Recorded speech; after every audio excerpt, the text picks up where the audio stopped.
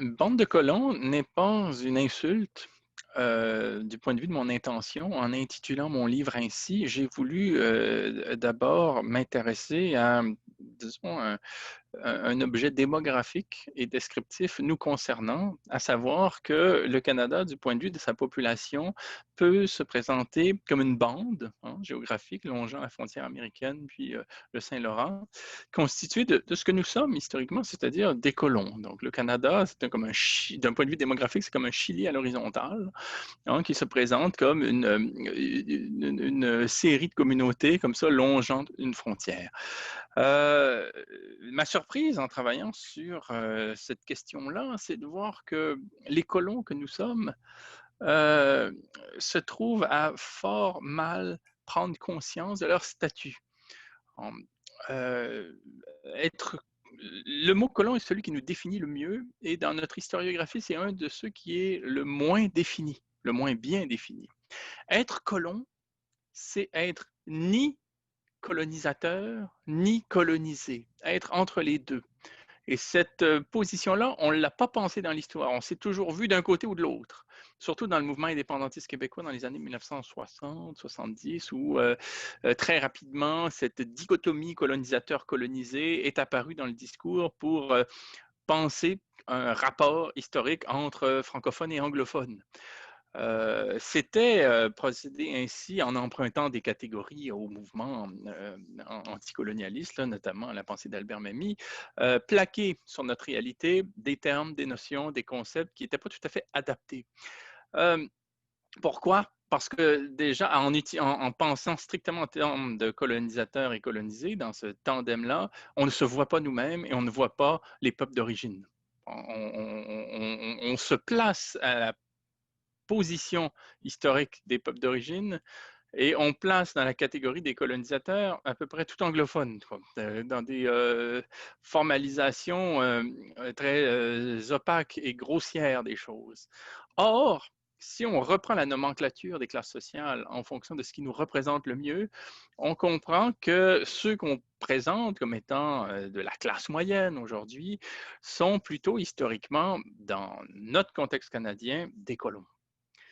Les colonisateurs, au fond, c'est ceux qu'on appelle aujourd'hui le 1% ou l'oligarchie. Ce sont ceux qui ont façonné la colonie et qui ont fait du Canada ce qu'il est, ce qu'il n'a jamais cessé d'être, c'est-à-dire un régime impérialiste visant à la spoliation de richesses aux fins d'une capitalisation sur des marchés étrangers. C'est ça le Canada. Le Canada, le projet du Canada, c'est de faire main basse sur les fourrures, sur les céréales, sur les minerais, sur le pétrole, sur l'eau, et de permettre à des acteurs, d'abord sur le mode de société à charte, de monopole soutenu par l'État, puis ensuite sur le mode d'un libre-échange, pour permettre donc à des entrepreneurs de profiter de cet accès à des richesses formidables pour les écouler particulièrement ailleurs, quoi. Bon.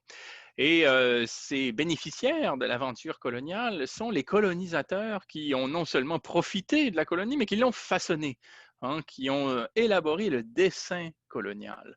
Euh, Ce sont, bon, historiquement, les Irving, Molson, McGill, jusqu'à aujourd'hui, les Desmarais, les Irving, quoi. Bon, ce sont ces familles-là et ces entreprises-là, les entreprises dans le domaine pétrolier, dans le domaine céréalier, dans le domaine minier, qui font main basse sur cet énorme Congo de Léopold II réussi qu'est le Canada. Bon. Et à l'autre bout du spectre, ben, il y a les populations qu'on a tuées à petit feu. Ce faisant, qui sont les Premières Nations, qu'il faudra à un moment donné réapprendre à nommer par leur nom, là, les Inuits, les Mi'kmaq, bon, qui, eux, dans différents endroits du territoire, ont été refoulés dans des réserves, surtout après la conquête anglaise, de manière tout à fait claire. Le Canada, qui se présente aujourd'hui comme multiculturel, était d'abord une mosaïque à trois peuples, et qui était ségrégé, qui était catégorisé sur des modes hiérarchiques. Les Britanniques d'une part, les Français de l'autre et les Premières Nations dans des réserves enfin. Et ces peuples-là ont été complètement marginalisés et détruits psychologiquement, spirituellement et sociologiquement par l'entreprise canadienne. Et entre les deux, il y a une bande de colons.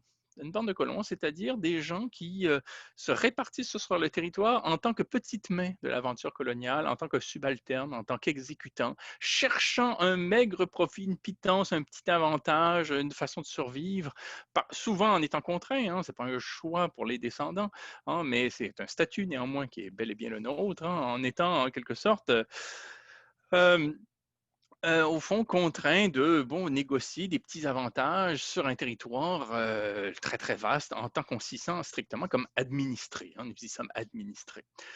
Euh, donc, le colon, c'est celui-là. Et il est assez difficile pour nous d'admettre que tel a été historiquement notre rôle. Et c'est ce qui fait que nous arrivons mal à prendre conscience de ce que nous avons été historiquement parce que nous arrivons mal à prendre conscience de ce phénomène. Nous avons une mauvaise conscience au sens moral. On vit mal ce qu'on a été. Comme on n'est pas fier d'une position qui était peu reluisante, eh bien, on arrive à en prendre conscience sur le plan historico-politique. Et c'est ce qui fait qu'on est en quelque sorte figé dans ce statut d'administré qui n'arrête pas de nous définir. S'affranchir du Canada en le démantelant préférablement, c'est prendre conscience de ce que nous y avons été, de ce que le Canada a fait de nous, classe moyenne. Non, c'est le sujet de mon travail, hein, c'est-à-dire des colons.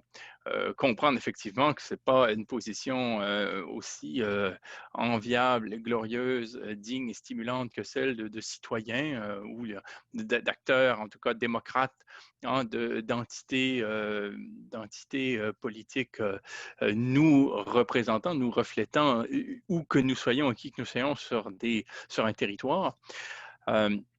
Et donc, l'occasion nous est donnée en ce 21e siècle chancelant de repenser les ensembles politiques au Canada sur le mode d'expérience républicaine, comme on en a connu dans l'histoire, notamment au titre du Middle Ground au 18e siècle, hein, dans les Grands Lacs, où là, les différents peuples présents sur ce continent élaboraient une forme politique qui leur ressemblait plutôt que d'en subir la trace et l'empreinte depuis des structures extérieures, là, ce qui est encore notre legs aujourd'hui.